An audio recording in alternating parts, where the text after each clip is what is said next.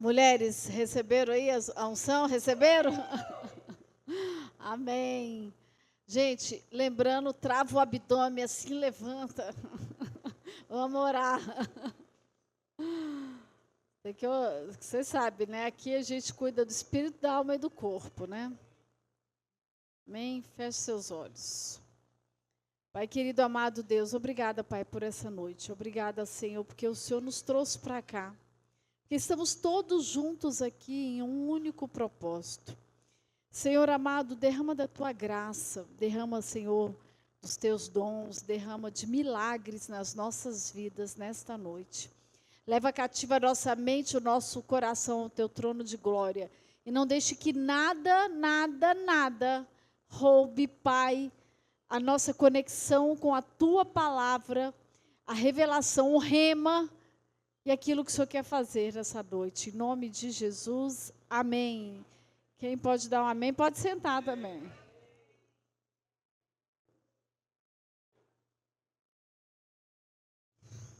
Gente, hoje eu quero falar sobre um tema que é o poder da unidade.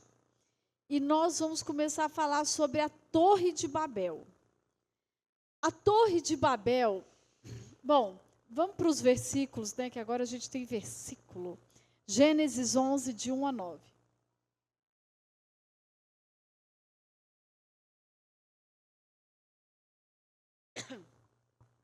Diz assim: no mundo todo havia apenas uma língua, um só modo de falar. Saindo os homens do Oriente, encontraram uma planície em Sinear, e ali se fixaram. Disseram uns aos outros: vamos fazer tijolos e queimá-los bem. Usavam tijolos em lugar de pedras e piche em vez de argamassa. Depois disseram: vamos construir uma cidade com uma torre que alcance os céus. Assim, nosso nome será famoso e não seremos espalhados pela face da terra. O Senhor desceu para ver a cidade e a torre que os homens estavam construindo. E disse o Senhor: eles são um só povo e falam uma só língua. E começaram a construir isso. Em breve, nada poderá impedir o que planejam fazer. Venham, desçamos e confundamos a língua que falam, para que não entendam mais uns aos outros. Assim, o Senhor os dispersou dali por toda a terra e pararam de construir a cidade. Por isso foi chamada Babel, porque ali o Senhor confundiu a língua de todo mundo. Dali o Senhor espalhou por toda a terra. Gente, a Torre de Babel, eu dei uma estudada sobre isso. Chamava-se a casa do templo da fundação do céu e da terra. Era dedicado a um deus chamado Mardocá. Marduk.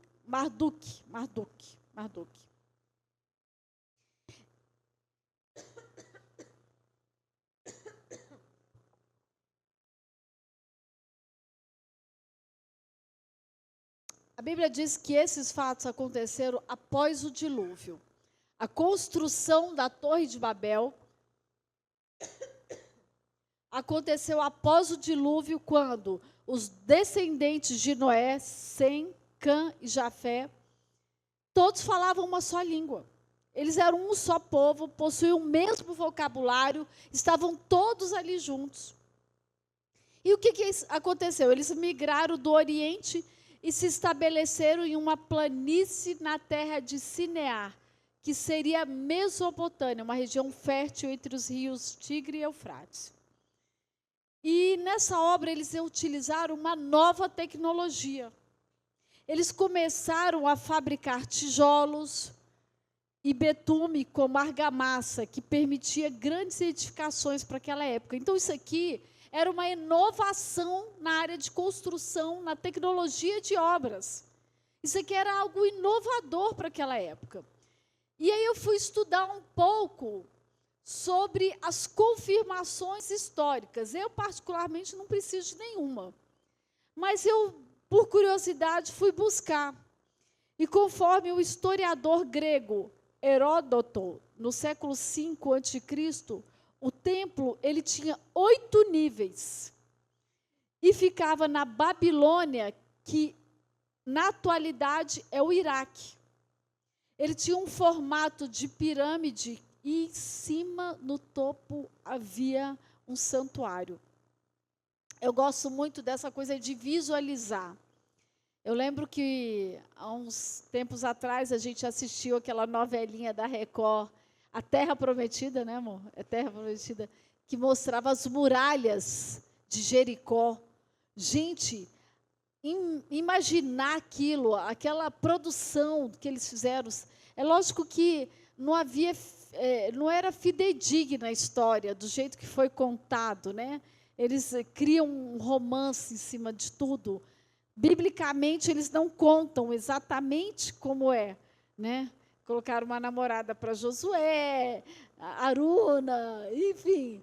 Mas, pastor Tony, pastora Érica, pastora Viviane, a título de você visualizar, é incrível. Então, eu comecei aqui nesse texto a visualizar o que era a Torre de Babel. A base dela tinha 91 por 91 metros. Era uma coisa faraônica para a época. E a construção da torre simbolizava o esforço humano para chegar a Deus, porém, sem o próprio Deus. Isso é o que muitas pessoas fazem hoje. Hoje é o que acontece quando criam doutrinas, filosofias e várias religiões.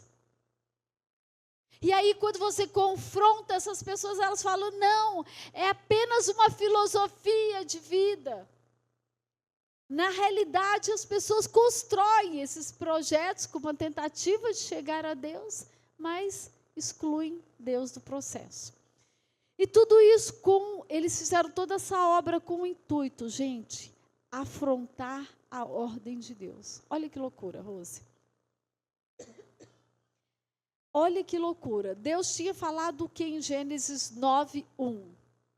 Deus abençoou Noé e seus filhos, dizendo-lhes, sejam férteis, multipliquem-se e encham a terra. A ordem, Deus tinha dado a ordem. É o seguinte, gente, vocês sobreviveram aí da arca de Noé, o episódio do dilúvio passou, agora, seguinte, o negócio é o seguinte, eu vou abençoar a vida de vocês, sejam férteis, multiplicam-se e enchem a terra. Mas o que eles resolveram? Eles decidiram o seguinte, vamos construir uma cidade com uma torre que alcance os céus. Assim, nosso nome será famoso e não seremos espalhados pela face da terra. Deus falou, olha, é o seguinte, vocês vão, espalha pela face da terra, eu quero que vocês espalhem, sejam prósperos. Não. Vou ficar aqui. Todo mundo junto. Deus, ele tinha um grande propósito para eles, dominarem a terra, serem abençoados e reinarem, inclusive, sobre os animais com um domínio completo. Mas o que eles decidiram? Eles decidiram estabelecerem seus próprios caminhos longe dos caminhos de Deus, longe dos propósitos de Deus. E aí, para isso, o que eles usaram? Uma estratégia chamada unidade. Unidade é uma estratégia. Olha o que Deus fala aqui no verso 6. Eles são só um povo e falam uma só língua. E começaram a construir isso. Em breve, nada vai poder impedir o que eles planejam. Olha o poder da unidade. E esse texto ele nos revela a importância e a força da unidade. Gente, olha só, Deus ele não interviu aqui na construção da torre, colocando diferentes línguas por causa da obra em si, por causa da construção da torre. Sabe por que não? Que Deus não se impressiona com obra nenhuma grandiosa. Deus não se impressionou, isso aqui não foi impressionante, mas eles escolheram o caminho diverso do que Deus estabeleceu. Gente, entende uma coisa, sabe, na mente e no coração, nada que nós fizermos pode surpreender a Deus.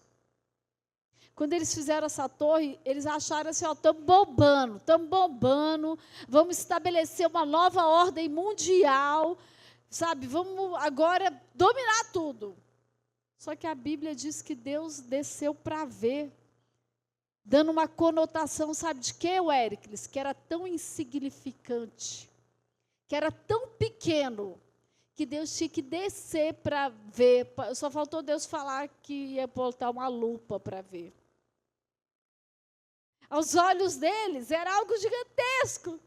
Aí a Bíblia é muito engraçada, porque a Bíblia tem um tomzinho assim meio, né, meio brincalhão. Não vou usar sarcástico, que isso quem usa é a gente, né? Mas meio brincalhão. A Bíblia fala que Deus desceu para ver o que eles estavam fazendo. Peraí, não estou enxergando aqui de cima. Deixa eu descer. Deixa eu ver. É uma torrezinha que eles estão fazendo. O que estabeleceu a derrota deles foi com que eles resolveram se unir. Eu não falei que eles utilizaram a estratégia da unidade? Só que eles resolveram se unir com propósitos pessoais, com cobiça, estabelecendo uma separação de Deus. A unidade deles foi capaz de construir uma grande obra para aquele tempo. A unidade deles arrebentou ali entre eles. Porém, apesar de um feito impressionante, Deus não estava nessa decisão. E você sabe o que isso me leva a entender? Que nem tudo que é grande Deus faz parte. Nem tudo que impressiona Deus abençoou. E esse texto aqui, quando eu estava escrevendo isso aqui, eu me lembrei sobre a construção da casa na areia, que veio a chuva e desmoronou. Gente, a casa também era uma obra, a casa também havia sido construída. Aí veio o quê? Uma chuva. E desmoronou. Existem, gente, situações inesperadas, como uma divisão de línguas, como uma chuva, que pode destruir grandes projetos. Nenhuma obra das nossas mãos impressiona tanto a Deus. E hoje eu pergunto para você, qual é a obra que você tem feito? Ou que você fez no passado? Que você investiu sua força, anos da sua vida. E que hoje você pode parar e pensar assim, o que eu uni a esse projeto? O que você trouxe para dentro desse projeto? Olha só, o conceito de unidade, preste atenção aqui no conceito de unidade, é a qualidade de designar único ou indivisível a algo ou alguém. É como um casamento, gente. O casamento, quando você se une a alguém, o que acontece? A Bíblia te olha como uma só pessoa, você e o seu cônjuge. Então, a unidade, ela dá o sentido de ser indivisível, de ser apenas uma coisa. Quais foram os projetos da sua vida? O que você colocou tanto esforço, tanto sentido, tantos recursos, materiais e imateriais, emocionais, relacionamentos? Deus estava unido a esse projeto? Sabe, porque você se tornou único com isso. A unidade, ela influencia tanto, gente, tanto o nosso dia a dia, que eu quero compartilhar algumas áreas que precisam ser alinhadas à unidade. Amém, gente? Vocês ficam tanto caladinhos quando eu prego. Vocês estão tentando entrar? Já estão, né? Ainda bem. Então, vamos lá. Primeira área que você precisa ter uma unidade, que tem que ser indivisível, único. Unidade com Deus. Gente, a Torre de Babel era um projeto de unidade, mas contra Deus. A Bíblia diz que a casa não fica vazia, certo? Se Deus não estiver, quem que vai estar lá, gente? Nesse caso era o talzinho do deusinho Marduk. Marduk, eu falei. A casa, ela não fica vazia. Então, se Deus não fizer parte dos seus projetos, se você não tiver em unidade com Ele, alguma coisa está. O que está? Se Ele não está, o que está? O que importava para aquele povo da Torre de Babel eram os feitos deles, seus planos pessoais, ficarem famosos. Não tinha nada a ver com Deus isso aqui. O que importava que era eles, o que eles queriam. Deus ama quando conquistamos algo. Quando a gente cresce, Deus está bombando. Olha o que diz Deuteronômio 8:17. Tem aí, eu te passei? Acho que sim, né? Eu vou ler aqui. Deuteronômio 8:17. Não digam, pois, em seu coração, a minha capacidade, a força das minhas mãos ajuntaram para mim toda essa riqueza. 18. Mas lembre-se do Senhor, do seu Deus, pois é Ele que lhes dá a capacidade de produzir riqueza, confirmando a aliança que jurou aos seus antepassados, conforme hoje se vê. Gente, foi só uma divisão de línguas que o grande projeto arquitetônico parou. A capacidade de construção, de usar aquela nova tecnologia na Torre de Babel, foi Deus que permitiu eles terem aquela capacidade. Então, as conquistas e riquezas são propósito de Deus, sim, para nossas vidas. Mas a gente não pode esquecer que é Ele que nos capacita a essas construções. Todos os dias, gente, na minha vida pessoal, eu olho as coisas que acontecem e falo, não sou eu. Não existe como ser eu. Não existe. Sabe, eu consigo ver Deus fazer as coisas por mim. O primeiro propósito de Deus conosco é a gente conhecer a Ele. Depois é sermos abençoados. E isso vai acontecer através da nossa unidade. Olha o que diz João 17. Eu falei para o Rodrigo hoje, quando eu estava separando os versículos. Hoje a gente vai ler metade da Bíblia, viu? Fique ligado aí. João 17, 21 a 23. Jesus falando, hein? Presta atenção. Dei-lhes a glória que me deste.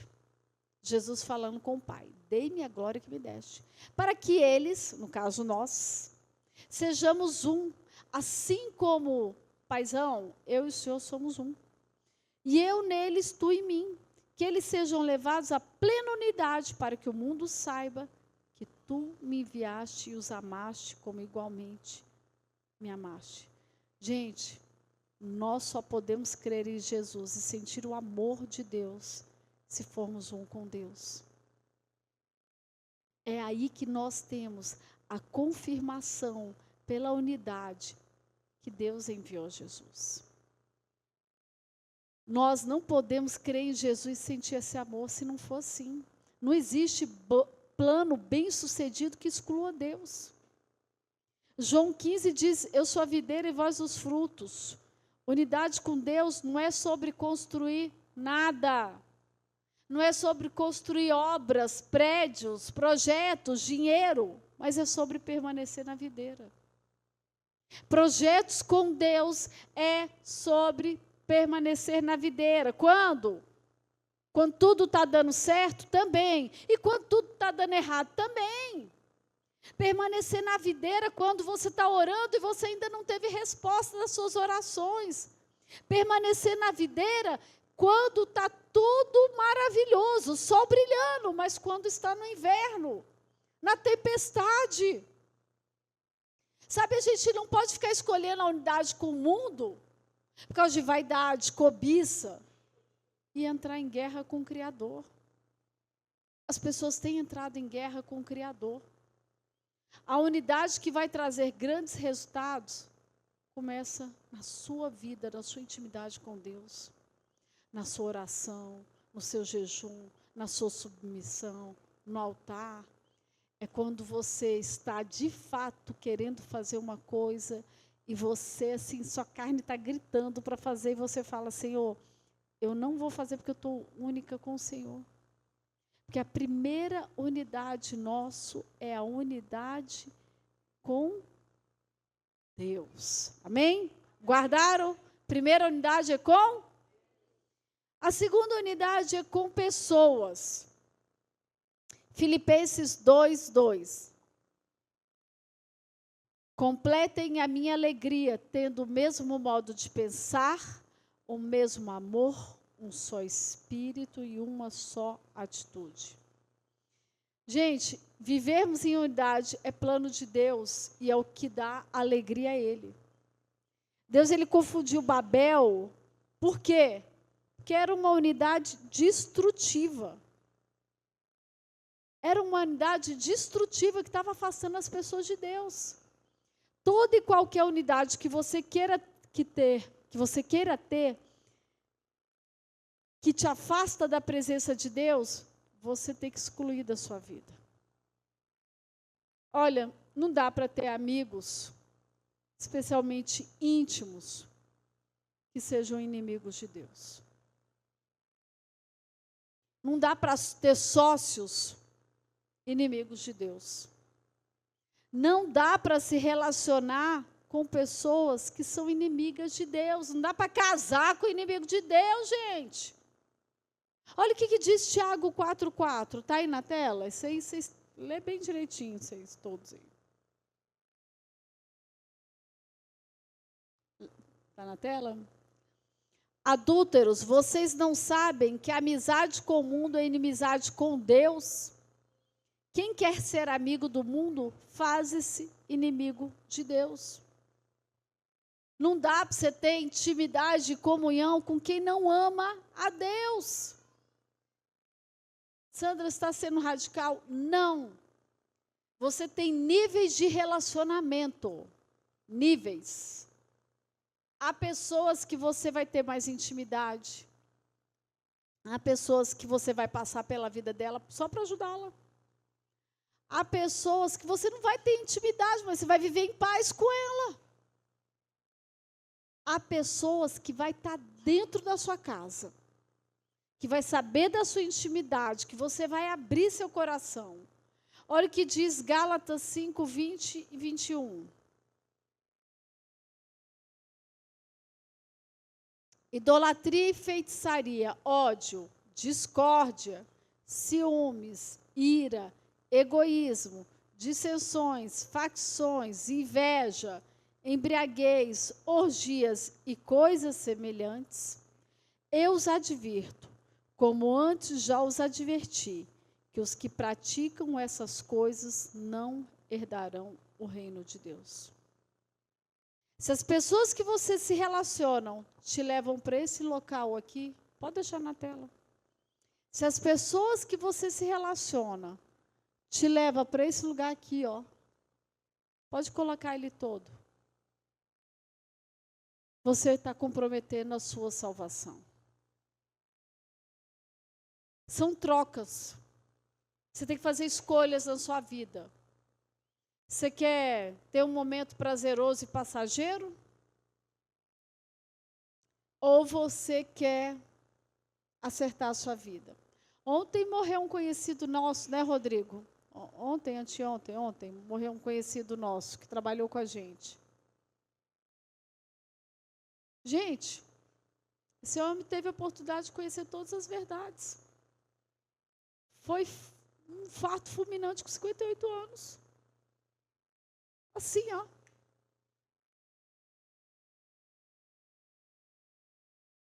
Sabe, a gente tem que tomar cuidado, porque tem relacionamentos que comprometem a nossa salvação. Você vai trocar o que é transitório pelo eterno? O eterno pelo transitório? Se você tem problema com o irmão, vai lá e conversa. Mas não fica nos cantos falando mal, causando divisão. Usa o perdão, gente. O perdão é uma ferramenta maravilhosa de restauração. Perdão é para ser usado, é que nem freio do carro, gente. A gente freia por quê? Porque precisa, né? Não é assim, Camila? Para não bater, a gente vai lá e freia. O perdão é tipo assim, na hora que precisa, você vai lá e aperta ele, gente. E usa. Nem todo mundo fará parte da nossa intimidade, mas a gente tem que viver em paz com todo mundo. A gente tem que ver. Olha, não é para dar intimidade para todo mundo mesmo, não. Mas você tem que escolher quem vai fazer parte da sua vida. A unidade agrada a Deus e é um gesto de humildade, porque o isolamento é sinal de insensatez, que é Provérbios 18:1. Depois a gente vê a unidade no casamento. Gente, a unidade no casamento é vital. Por quê? Porque o casamento é a primeira instituição criada por Deus.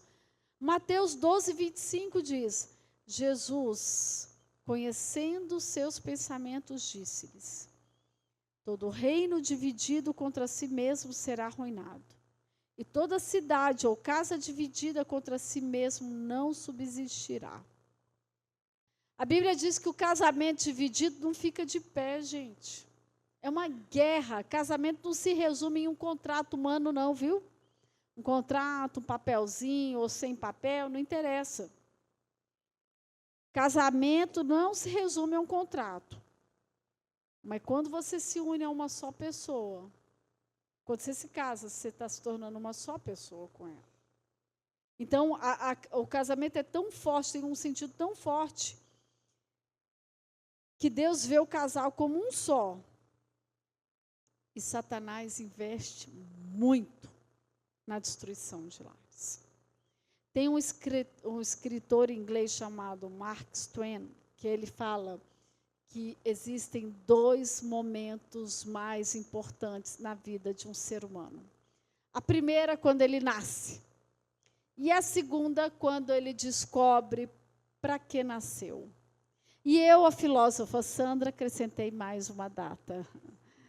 O dia que você casa. É um fato muito importante. É simplesmente um divisor de águas na sua vida. Acrescentar o dia que você resolve casar. Se você resolve casar por qualquer motivo, antes do motivo ser que Deus está nesse projeto, porque você gostou, porque o sexo é bom, porque o dinheiro é bom, porque o status é bom, porque dá posição, porque por paixão, por qualquer motivo, por questões financeiras, por tudo, por qualquer coisa, você está assinando um contrato de destruição com a sua vida. Toma cuidado com quem você decide se tornar uma só pessoa. Com quem que você decide se tornar uma só pessoa. Sabe, você se envolver com uma pessoa que não gosta de Deus, que não honra os pais, que não é capaz de estar com você num momento de doença, numa internação, sabe, que não segura na sua mão quando o dinheiro acaba, quando o vício do início do casamento acaba, porque acaba, né, Rose? O brilho do início da pele, o colágeno acaba. Isso acaba, gente, não parece, mas acaba. Sabe, é laço. É laço. O casamento é mais do que um momento de paixão. É um compromisso, é uma aliança em unidade. Um dia, e eu estou falando aqui para quem não casou, ainda vai se casar, né? Porque teve gente que já se casou aqui, vai se casar de novo. Amém, gente? Amém? Então, você não vai esquecer dessa frase. Pense bem com quem você está se tornando uma só pessoa. Se vai ser uma bênção, vai ser uma destruição na sua vida. Se vai ser um laço ou se vai ser uma bênção. E para que serve o namoro? Já para você identificar se você está com uma peste ou não. O namoro serve para isso, gente. O namoro não serve para pecar, viu? Não serve. Deixa eu falar uma coisa para vocês. Namoro não é para pecar. Namoro é para se conhecer. É para decidir o que a pessoa, para você olhar, fazer uma varredura, um raio-x. A história da família, como trata os pais, gente do céu, é batata. Vai te tratar. Grita no namoro, é grosseiro, vai piorar no casamento e muito. E muito, não é pouco não, é muito. Então, tempo do namoro é para isso. A gente acompanhou muitos relacionamentos, teve um dos relacionamentos que eu... Viu, Roberto? A gente tinha que falar o nome do Roberto, né? Que o Roberto, coitado. Meus bens. Aprendeu, né, Roberto? Aprendeu. Já passou. Então, assim, o que acontece? A gente faz muitos planos baseados nas nossas emoções, né? Nas pessoas. E durante o namoro, a gente fica fechando os olhos. Fecha os olhos para uma coisa, fecha os olhos para um comportamento, fecha os olhos para outro comportamento. A gente estava falando esses dias de um dos relacionamentos que nós acompanhamos, que era um casalzinho que você olhava assim, ela arquiteta, ele empresário, e ia ser um casamento bombástico aqui em Brasília. Eu não sei se a gente ia fazer o casamento, eu não lembro. A gente tinha um convite para alguma coisa desse casamento. Não sei se você ia fazer ou se a gente era padrinho, não sei. Sei que você ministrava na vida desse cidadão. E ela vendo o comportamento do cara, mas sabe aquilo? Poxa, é um casamento que é interessante, porque, poxa, vou virar uma socialite, né? Vou virar uma socialite e tal. E aí a gente foi acompanhando, chegou acho que 2 semanas antes do casamento, ela descobriu que o cara era o maior prostituto da paródia. Um tremendo picareta. E ele vivia no gabinete buscando oração. Mas ele não tinha uma transformação. Gente, menos 15 dias antes do casamento, tudo pago, mas assim, uma festa cara. Ela foi e terminou com ele. Graças a Deus que ela fez isso. Que foi melhor aquele prejuízo do que ter ficado com um cara daquele. E aí, passou um tempo, depois ele morreu. Ele morreu. Sabe, e por que, gente, esse cuidado todo? Porque quando nós estamos em unidade com o nosso cônjuge, nós temos uma força indescritível.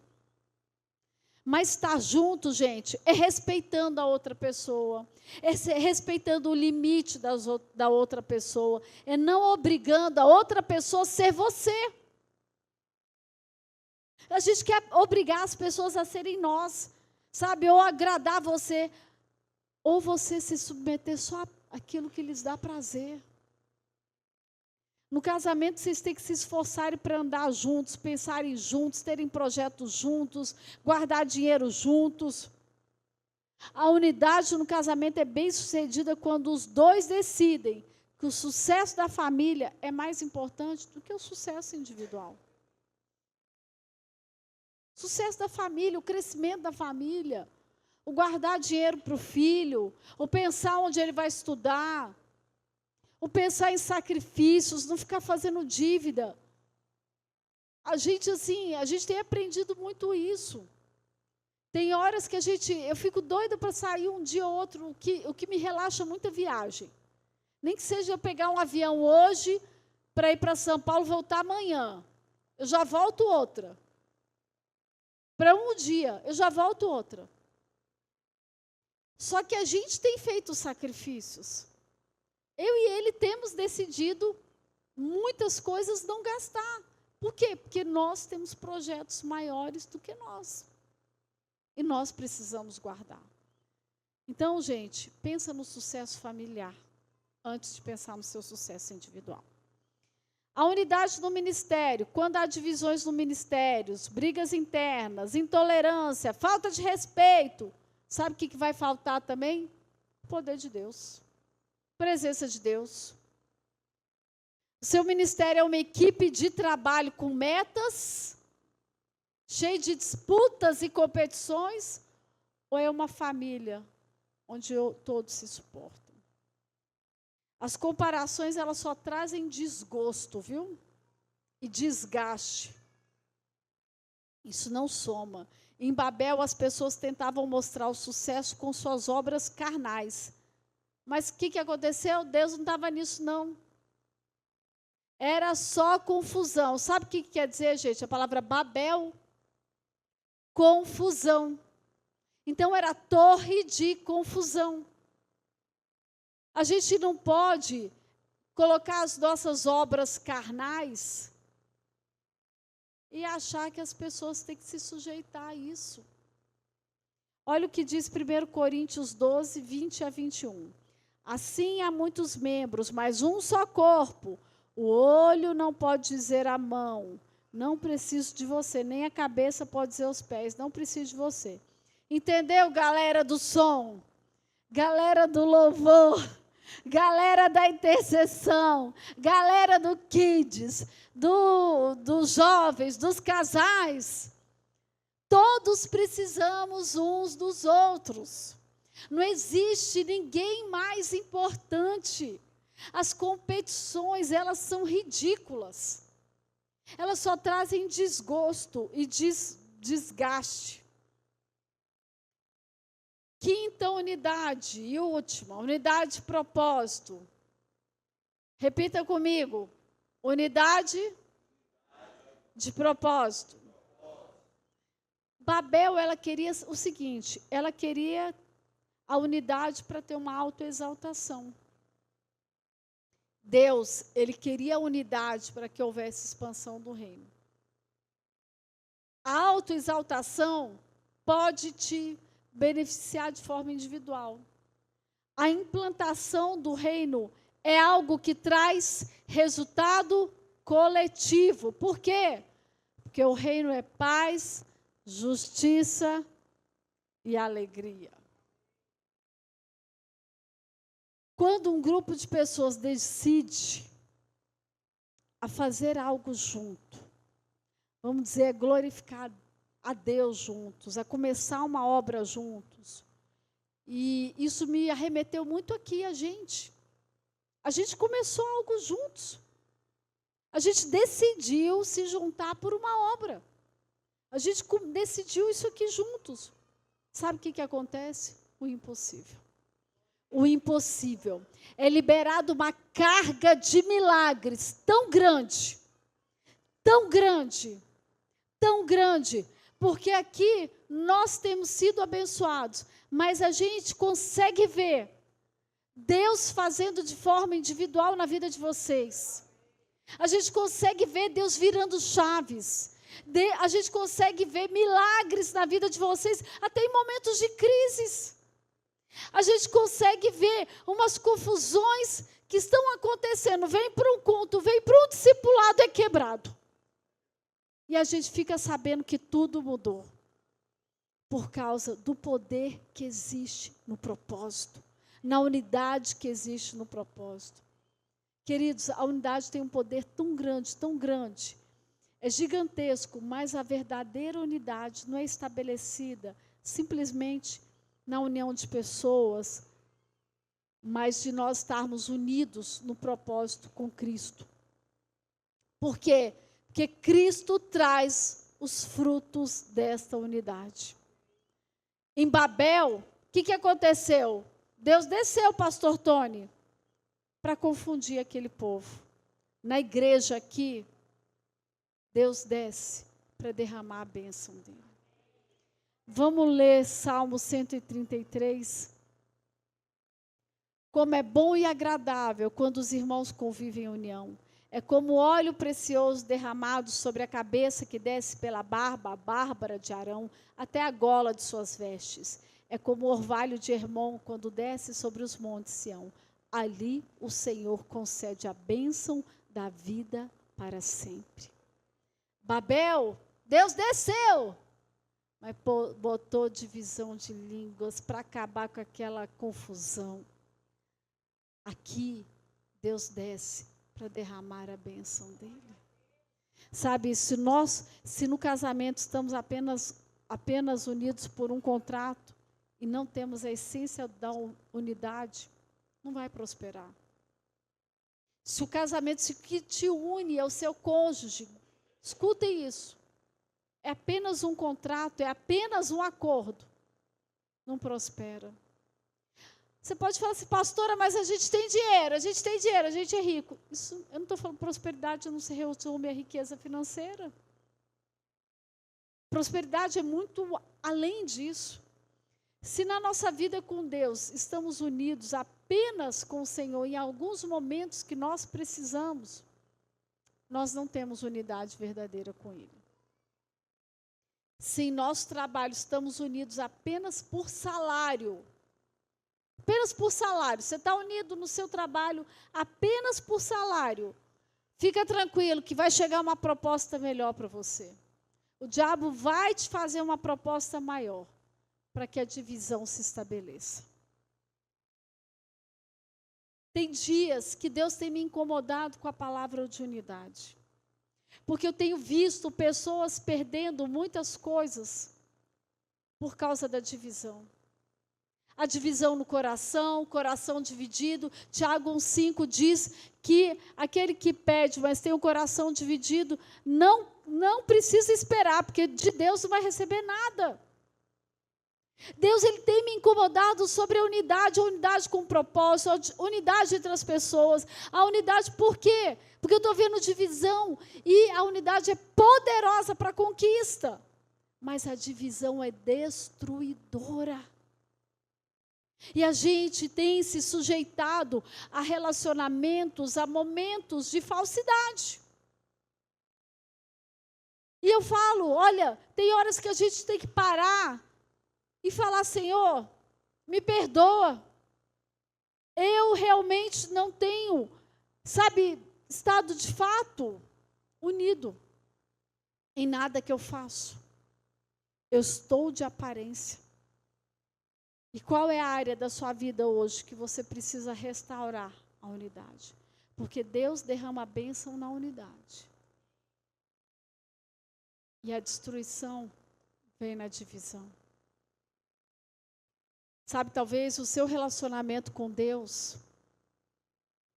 esteja ruim, frustrado, por causa de alguma coisa que te aconteceu. E você não entendeu que aquilo era um processo na sua vida, e não para te tirar da presença dele. Talvez você esteja completamente afastado de pessoas, porque você se decepcionou, ou os projetos afundaram. Gente, as pessoas decepcionam. Eu decepciono pessoas, vocês decepcionam pessoas. Por isso que existe o perdão, porque a gente se decepciona o tempo todo. E momentos podem destruir uma história. Momentos podem destruir e determinar todo um propósito, um destino. Talvez você tenha tirado pessoas da sua vida, interrompido o caminho. Porque você não entendeu que você precisava usar, a resiliência, a solidariedade, a compaixão. Não seja muito pesado. A Bíblia fala para a gente não ser justo demais. Porque ninguém vai conseguir agradar todos e tudo no tempo todo.